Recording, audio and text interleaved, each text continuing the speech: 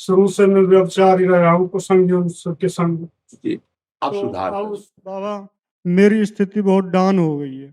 मेरे सपन दोष होते हैं और मेरी स्थिति बिल्कुल मेरा सिर मुझे हाँ, नींद नहीं मतलब आती देखो, रात देखो रात ये को। गलत अभ्यास का परिणाम है। अभी कुछ नहीं बिगड़ा है। आप महाराज जी नपुंसकता आ गई बिल्कुल। अच्छा, हम चीख-चीख करके जब कह देखो, यद्यपि हमारा विषय नहीं है, हमारा विषय प्रिया प्रीतम वैराग्य मार्ग के पथिक, पर इसलिए करुणा करके हृदय में कि जैसे अपने परिवार का सदस्य कोई गिर रहा हो, तो फिर उसकी बात सुननी चाहिए और उसको सहयोग देना चाहिए, जो भगवान ने हमें ज्ञान दिया है उसके अनुसार। इसीलिए कई वीडियो ऐसे पड़े हैं, पर वो इसीलिए, सावधान हो जाओ, नहीं गृहस्थी लायक नहीं रहोगे।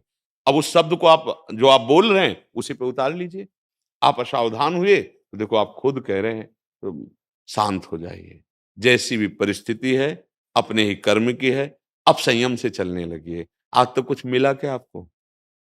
कुछ हाथ लगा कि अब मैं कृतकृत हो गया, मैं सुखी हो गया?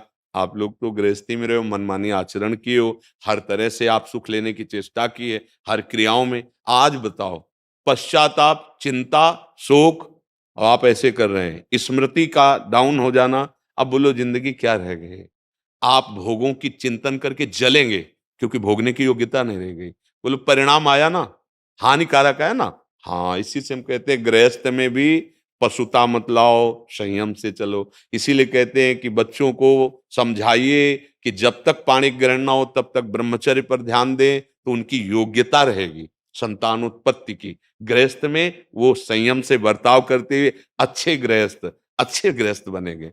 जब बच्चापन से ही गंदी बात होती रही, तो मतलब फिर ये योग्यता ही नष्ट कर देते हैं, क्योंकि वो पाप कर्म बन रहे हैं। अब चलो, संयम से रहो, थोड़ा व्यायाम करो, कुछ दिन संयम से रहो, और कुछ औषधियां सपोर्ट के लिए ले लीजिए, वैद्यों से मिलिए। वैद्यों, आयुर्वेद में ऐसी बड़ी सामर्थ्यशाली औषधियां हैं, अच्छे वैद्य से मिलिए और नाम जप कीजिए। नाम भगवान का परम मंगल करने। इन गंदी बातों से किसी का मंगल नहीं होता। आजकल नए बच्चे सुनते नहीं हैं, तो इसीलिए हम कहते हैं कि आप लोग अपने जीवन की नींव बर्बाद कर रहे हैं। नए बच्चे जो है ना, मान लो आप लोगों की तो अवस्था थोड़ा बड़ी हो गई, अभी हमारे पास ऐसे बच्चे आए हैं जो 12, 13, 14, और हालत ये है कि जो तुम्हारी हालत है, वही हालत उनकी हो गई।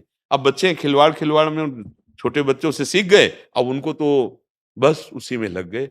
ये बहुत हानि हो रही है, और हम इसीलिए इस विषय पर बोल पड़ते हैं कि यही हमारी समाज आगे चलकर हमारे देश सेवा में, हमारे समाज सेवा में यही नौजवान आएंगे, यही हमारे राष्ट्र सैनिक बनेंगे, यही हमारे राष्ट्र नेता बनेंगे, यही महात्मा बन सकते हैं। पर जब आचरण विहीन जीवन, तो आप बताओ, सोचने की शक्ति खत्म हो जाती है, कुछ भी कार्य करने का उत्साह नहीं रहता, शरीर के जोड़ों में दर्द शुरू हो जाता है, जरा सी बात में भयानक गुस्सा पैदा होती है, मतलब पूरा का पूरा वो जीवन बर्बाद सा हो जाता है। अभी समय है, चलो, अभी समय है, नाम जप करते रहो, किसी अच्छे आयुर्वेदिक डॉक्टर से मिलो, वैद्य से, उससे औषधियां लो, संयम से चलो, कोई ऐसी हरकत ना करो।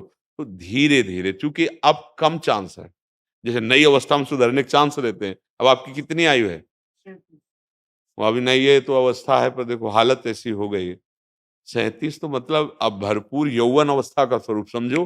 तो ये देखो, बचपन की गलती का परिणाम ये। खैर, आप लोगों नाम जप करो, निराश मत होना।